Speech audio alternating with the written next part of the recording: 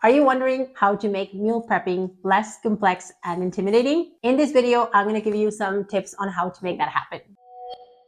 Hi, my name is Jimena and I'm a behavior change coach. I'm the director of coaching and program strategy at Bodybrainalliance. Meal prepping can have a lot of great benefits, like reducing your cognitive load, reducing your decision fatigue. It can help you stay on track with your nutrition goals and also with your finances. However, even with all these benefits, meal prepping can also feel very time consuming. It can feel like a chore. It can feel incredibly complex, and all these things can be discouraging. We have actually worked with hundreds of clients on this same issue in our one-on-one coaching program. And in this video, we're going to go through the same steps that we use in our program to work in behavior change, which is awareness, acceptance, and adjustment. The first thing that we want to do is we want to identify your desired outcome. Meal prepping. What does it mean? When you're thinking about scheduling meal prepping, what is that telling you?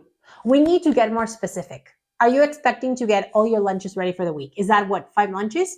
Is that lunches and snacks? Is that every single meal that you're going to eat for the next 7 days? Try to get as specific as possible about what type of meal you like to prepare, the variety that you like to include, like how many different meals, and even how many servings you like to have out of that. That can allow you to have more specificity. So instead of your brain thinking meal prepping, this huge daunting task, it can think, I'm going to prepare 4 different meals. I'm going to prepare different courses. And that can allow your brain to see how this task is not really going to be that daunting. The next thing that I want you to think about is what is bad about meal prepping? What is your brain telling you is the biggest barrier? Is it that it's boring?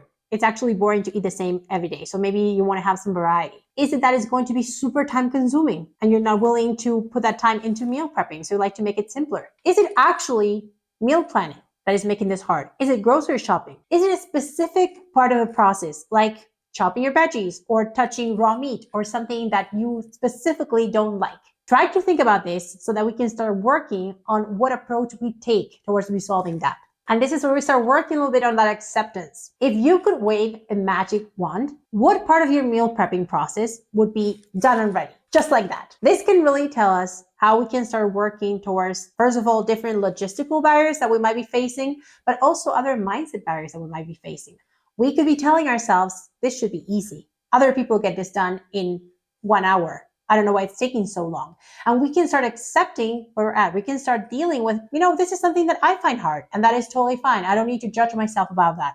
Instead, I can use that information in a proactive way in my benefit. Now, based on the things that you have identified before, you have your outcome ready, you know what you want to achieve out of meal prepping, you have identified some barriers, you have identified the part of the process that makes this harder. Now, what can we do to simplify this? Try to brainstorm some solutions. For example, if you said that grocery shopping is the part that you hate the most, could you do a grocery pickup? If you're thinking about chopping and prepping some specific things, could we get some pre-cooked or pre-marinated items? Could we get pre-chopped veggies, frozen veggies, canned veggies even? If you're thinking about how time consuming that is, could we actually use some things that allow us to cut some time when it comes to supervision? So for example, a slow cooker or something that doesn't require you to be standing right there and using that time while the food is being prepared. Meal prepping is all about creating a system that actually works for you.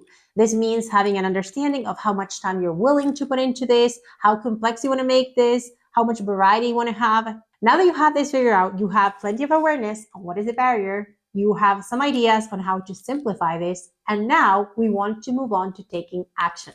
Now, first of all, think about this. Based on what you identified, what is your plan for the week? How many meals would you like to actually cook? What are you going to be preparing? Is it going to be food prepping or ingredient prepping, or is it actually going to be meal prepping? When are you going to be doing your planning?